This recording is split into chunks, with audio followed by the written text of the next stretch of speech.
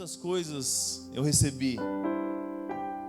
E o tema da mensagem é o que mais importa. Fala assim, o que mais importa. O que é mais importante? Eu quero falar um pouco sobre isso. É claro, diante de grandes pregadores, eu pontuei alguns pontos, peguei alguns pontos que falou no meu coração, que não é meu, mas que eu quero introduzir com aquilo que eu também tenho no coração. E eu creio que Deus vai falar fortemente conosco essa noite. Você crê nisso? Por favor, abra sua Bíblia. Livro de Gênesis, capítulo 1, versículo 27. Gênesis 1, 27. Versão NVI, você pode deixar projetado? Por favor, muito obrigado. A Bíblia diz assim: criou Deus o homem, a sua imagem, a imagem de Deus o criou. Homem e mulher os criou. Criou Deus o homem, a sua imagem. A imagem de Deus o criou.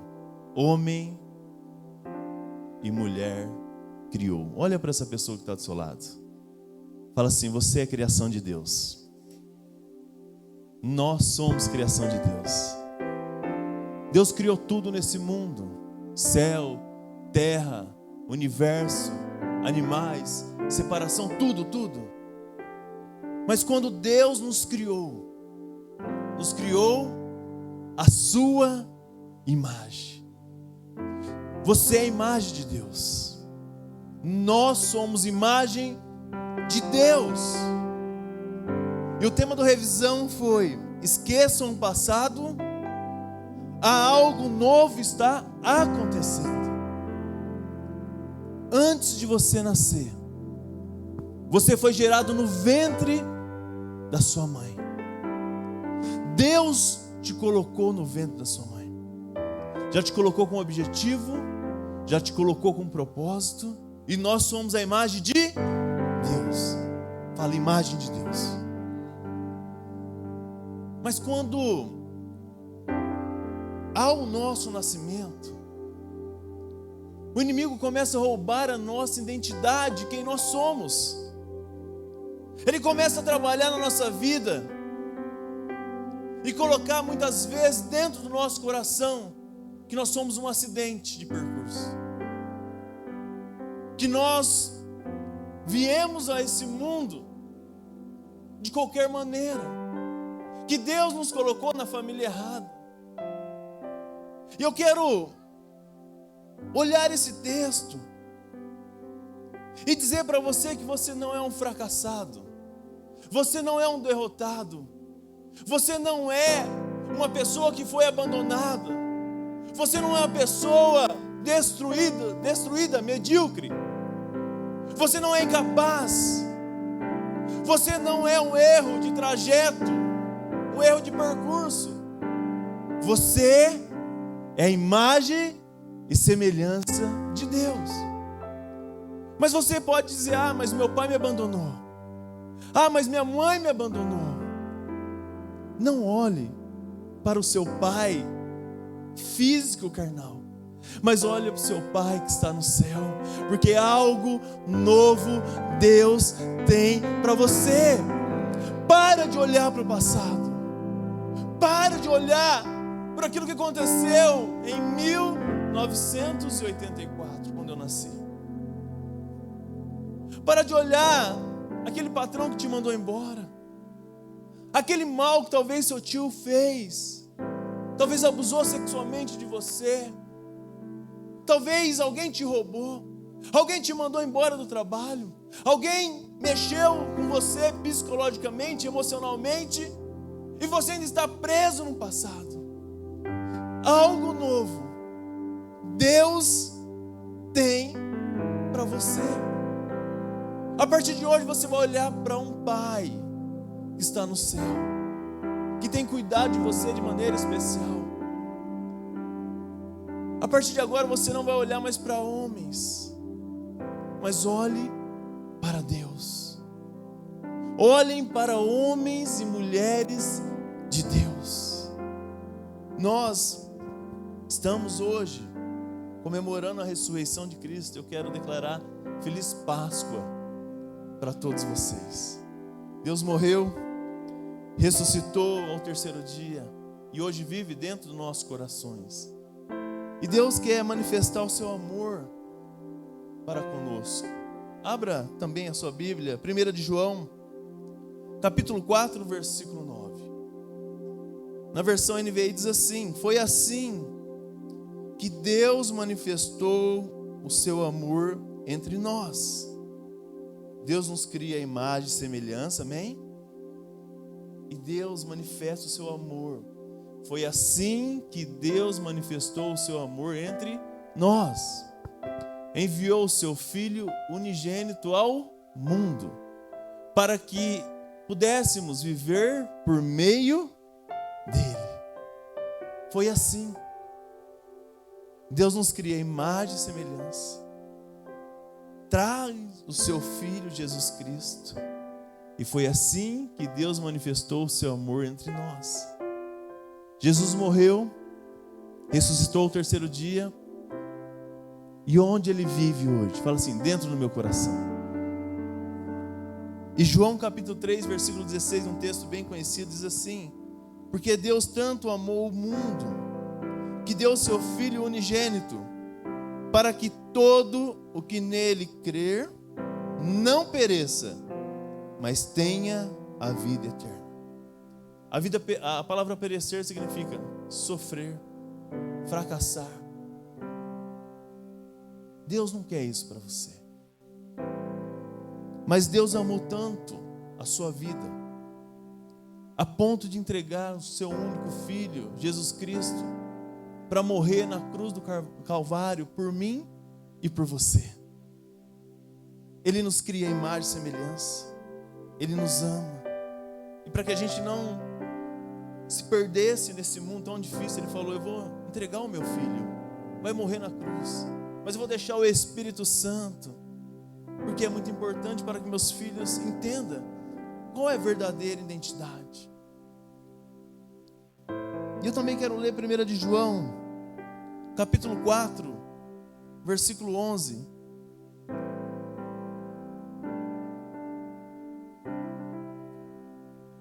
E diz assim, acompanha comigo: amados, visto que Deus assim nos amou, nós também devemos amar uns aos outros. Ninguém jamais viu a Deus. Se amarmos uns aos outros, Deus permanece em nós. Eu preciso amar quem? O próximo, porque Deus me ama. E Deus permanece em nós quando amamos o próximo.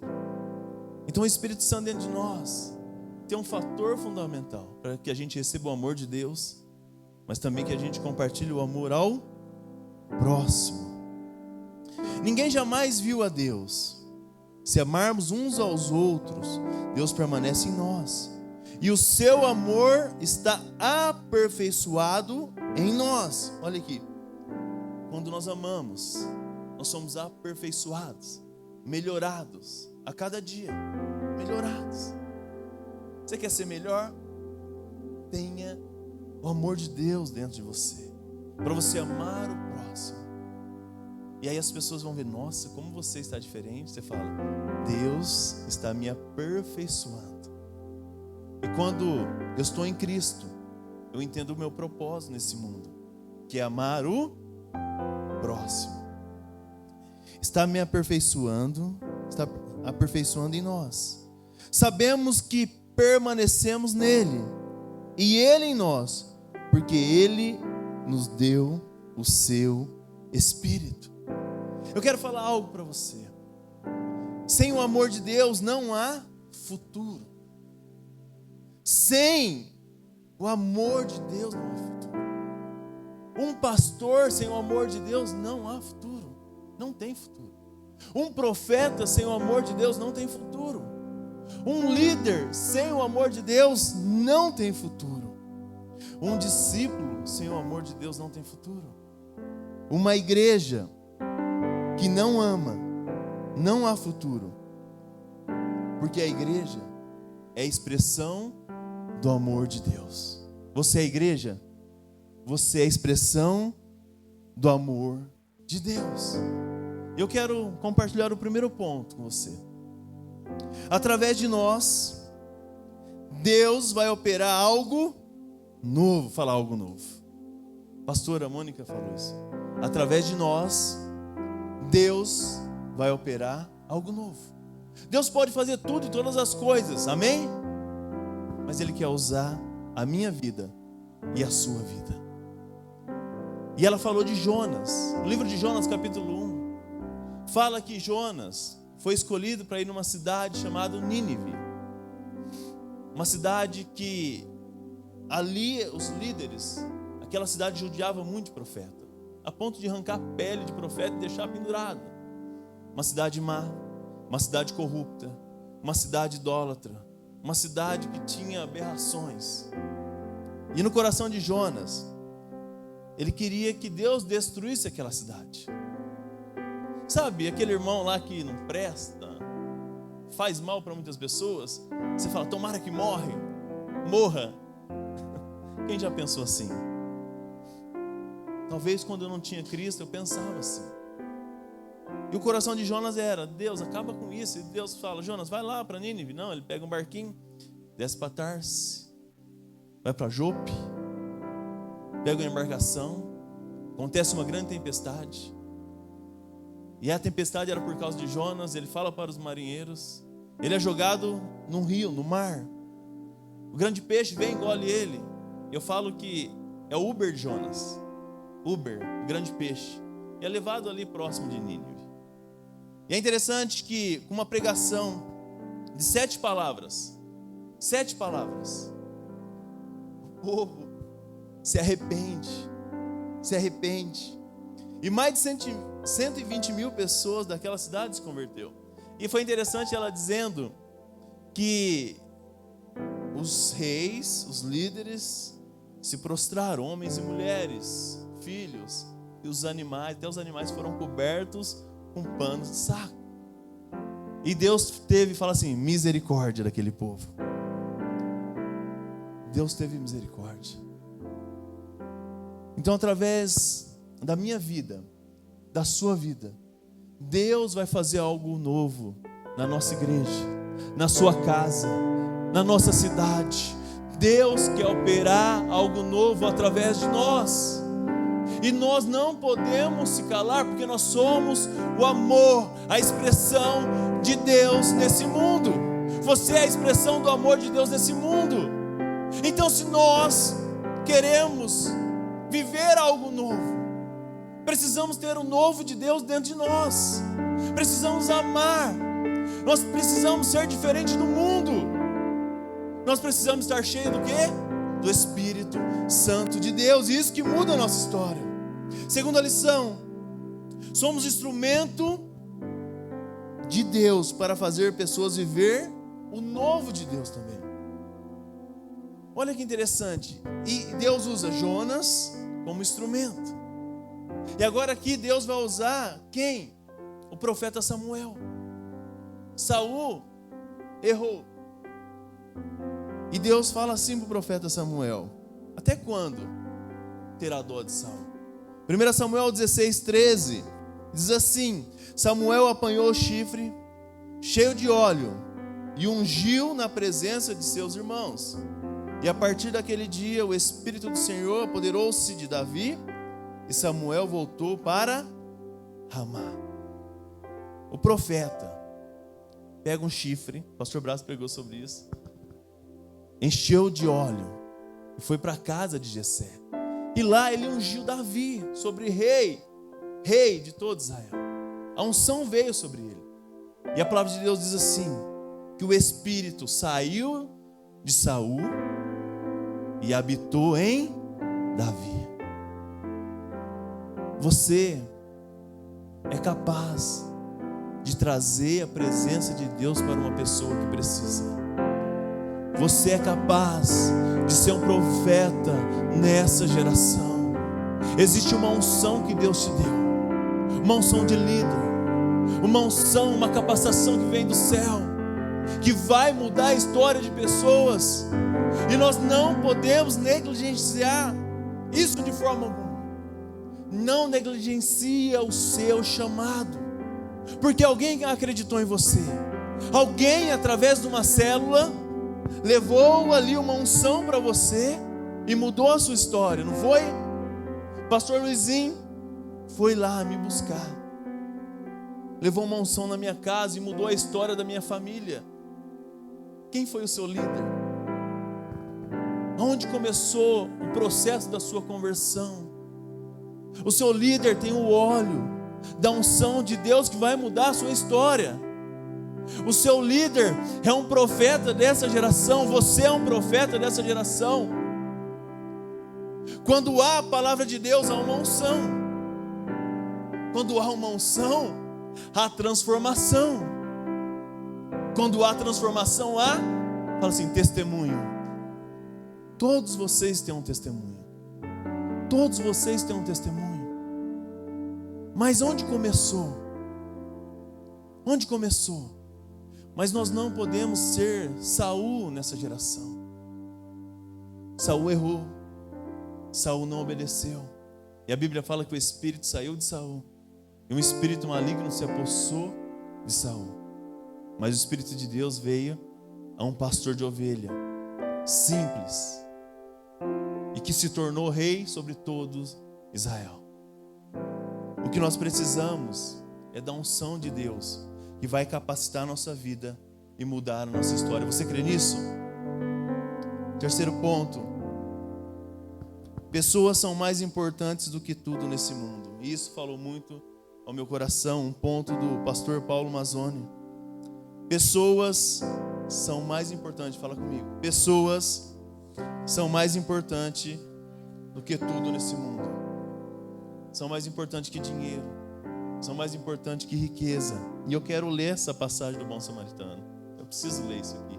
Lucas capítulo 10, versículo 30. Uma passagem que me impactou.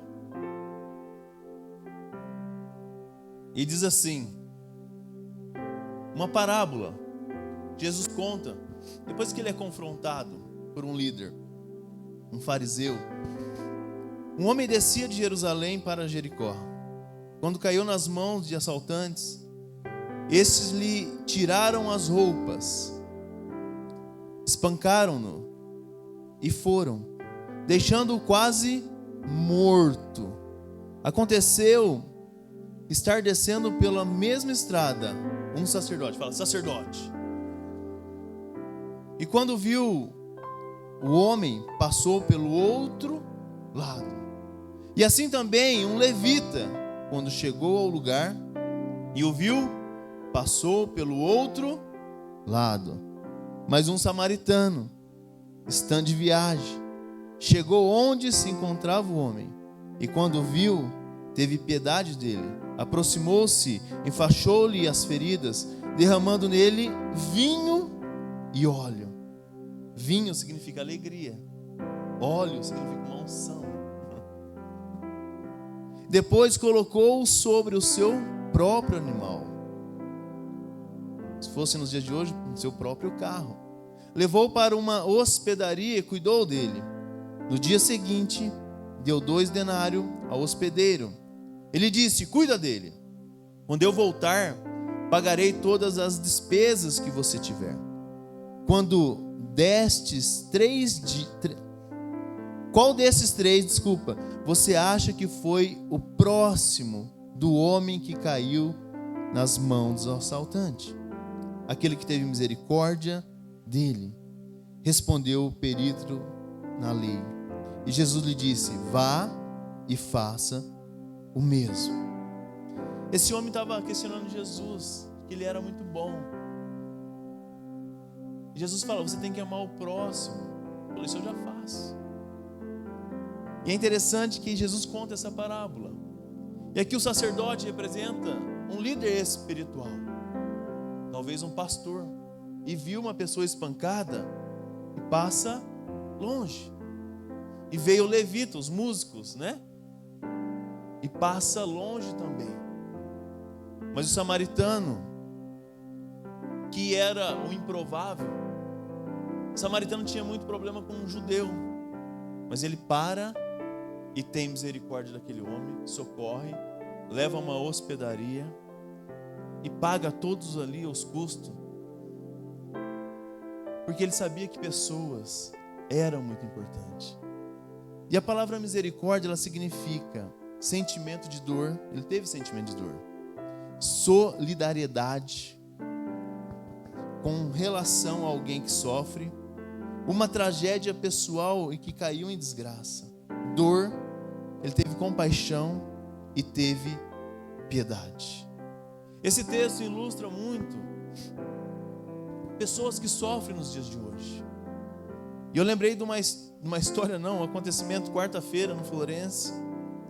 E eu estou com muita piedade desse rapaz e eu convidei ele para a minha célula. A Jaqueline pregava na quarta-feira, um culto de mulheres. E um rapaz levou um convidado lá. O rapaz já tem um bom tempo, levou um casal.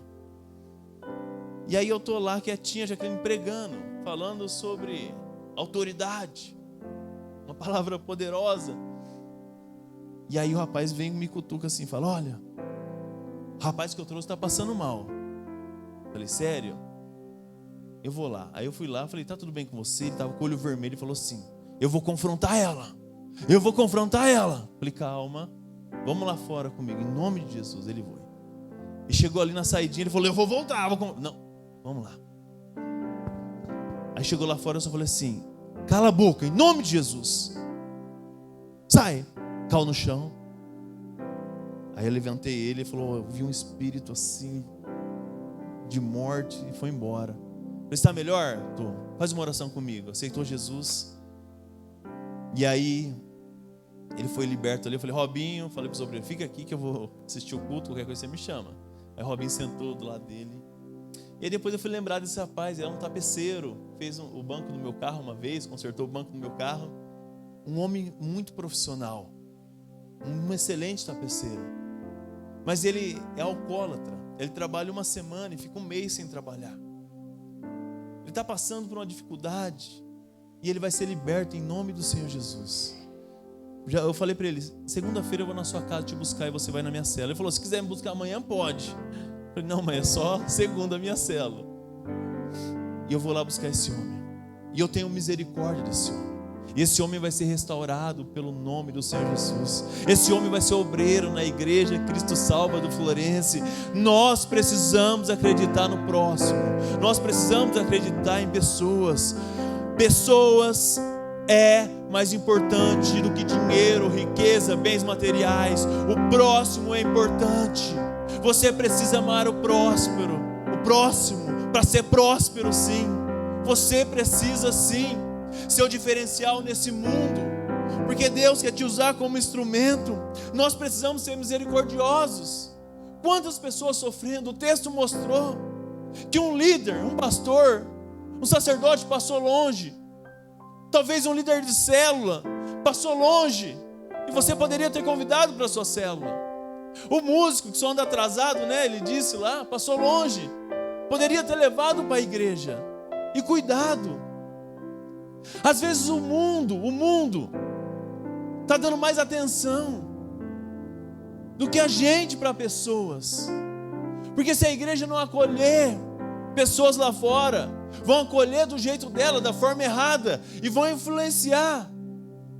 Nós somos profeta dessa geração. Nós somos instrumento de Deus nessa geração. E o que mais falou no meu coração foi isso: pessoas é mais importante. E eu lembrei da minha vida. Pessoas investiram em mim, pessoas investiram na minha família, acreditaram em mim, pessoas acreditaram em você. E Deus quer fazer coisas novas. A sua vida hoje é só o começo de grandes coisas que o Senhor fará. Aqui tem grandes líderes. Quem aqui estava na revisão e falou: um dia eu vou pregar nesse lugar? Quem pensou nisso? Ergue a mão aí. Olha lá. E eu vou pregar naquele lugar. Eu vou influenciar a pessoa naquele lugar. Mais que isso, quem pensou: podemos ter uma revisão aqui neste lugar? Por que não? essa igreja vai ser uma igreja relevante.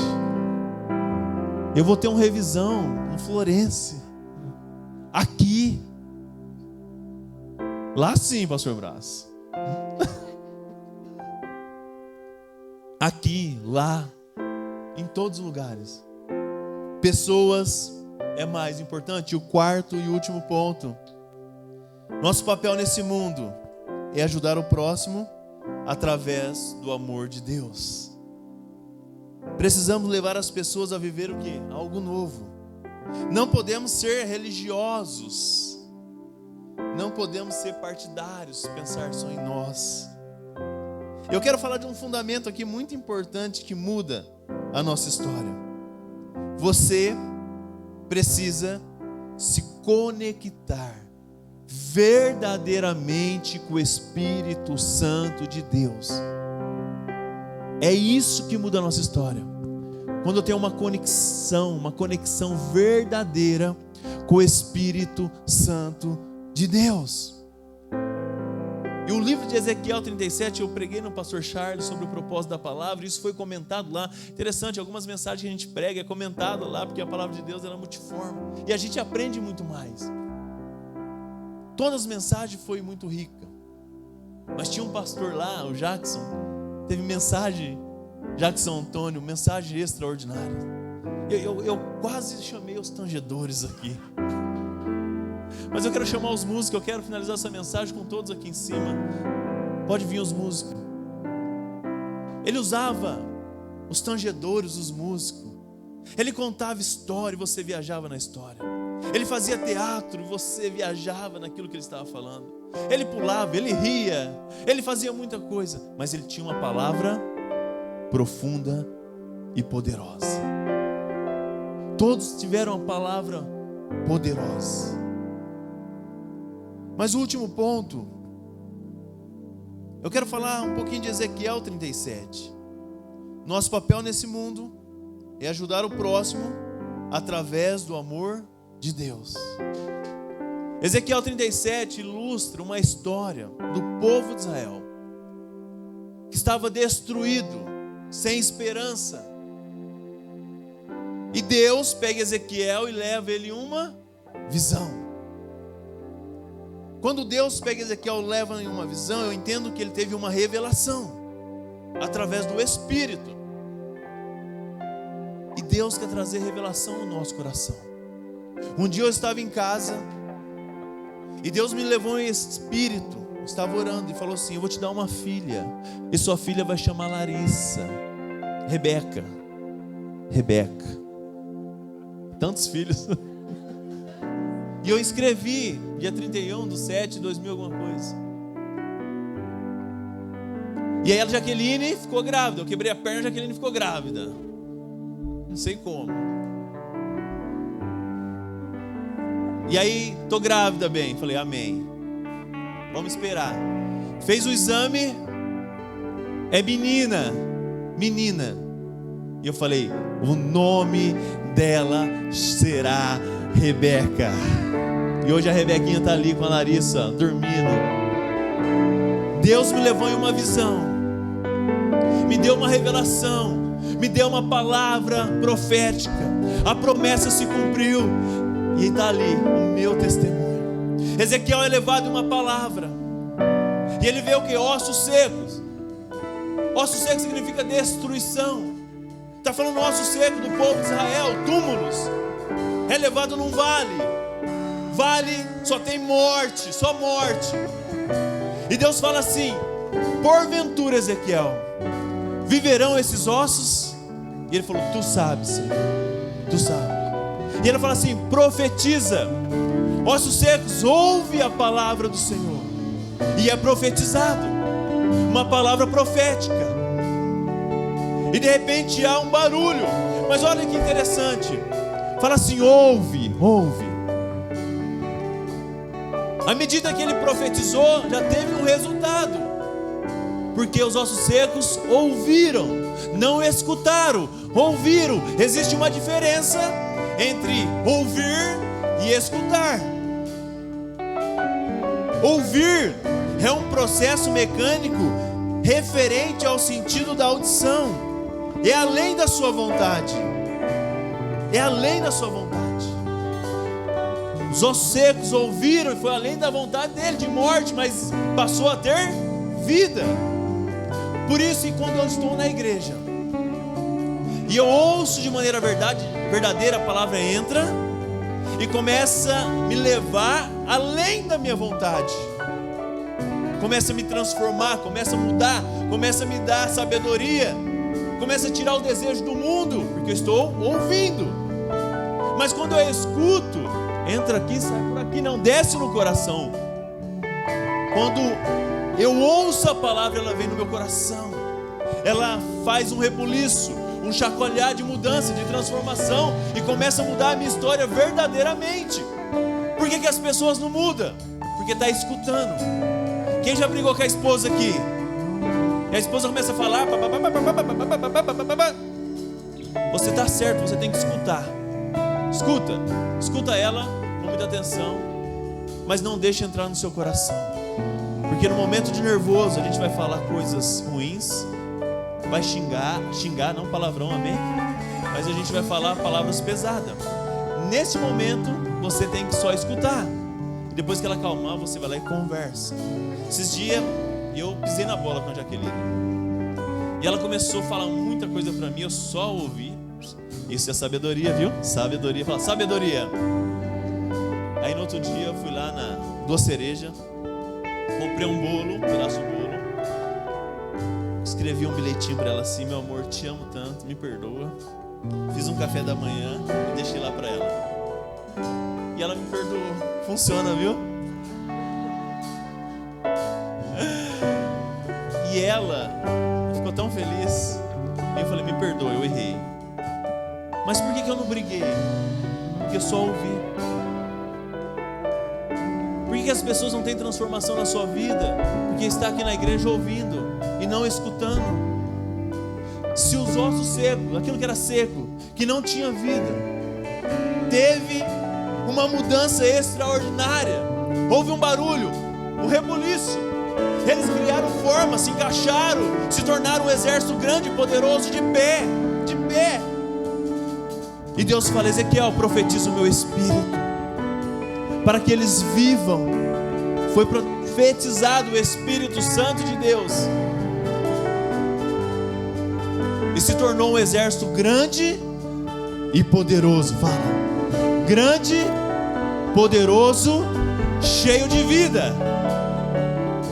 Isso significa autoridade. Autoridade.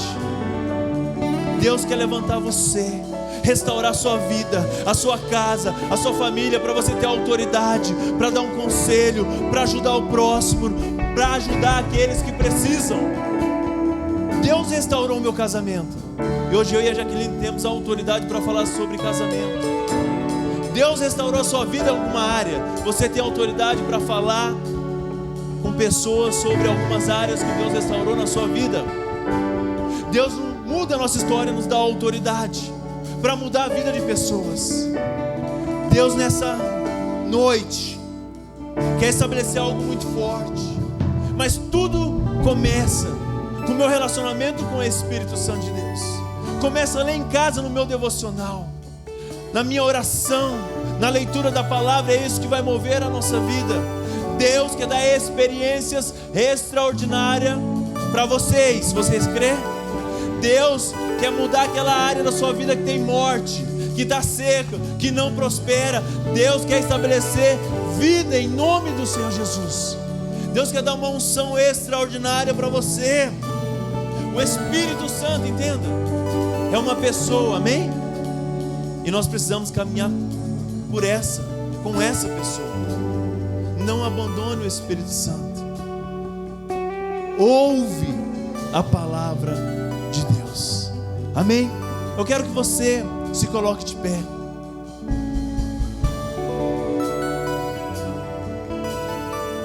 Quero que você coloque a mão no seu coração. Nós servimos um Deus que Ele pode gerar vida em qualquer área da nossa vida. Nós servimos um Deus que vai dar uma unção para que a gente possa cuidar de pessoas e ajudar o próximo. Deus vai nos dar uma unção sobrenatural de liderança, uma unção de multiplicação, uma unção de transformação. Deus vai gerar a verdadeira vida em nós. Nós vamos carregar uma unção diferenciada nesse tempo.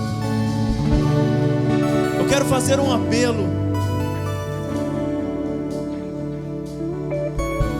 Eu quero orar por vocês aqui em cima. Nós queremos compartilhar essa unção que Deus nos entregou. Uma unção para um novo tempo. Coisas novas o Senhor está fazendo. Eu quero que você saia com essa palavra. Deus vai fazer coisas novas na minha vida e através da minha vida. Deus vai te transformar para você ser um transformador. Deus vai te curar para você curar o próximo. Deus vai mudar a tua mente, o seu emocional, você vai ser curado. Você não tem depressão, você vai ajudar quem tem depressão, porque Deus está curando a sua vida emocional nesse momento. Deus está trazendo uma vida com abundância. Eu quero convidar você a vir aqui na frente para receber essa oração. Queremos orar por vocês.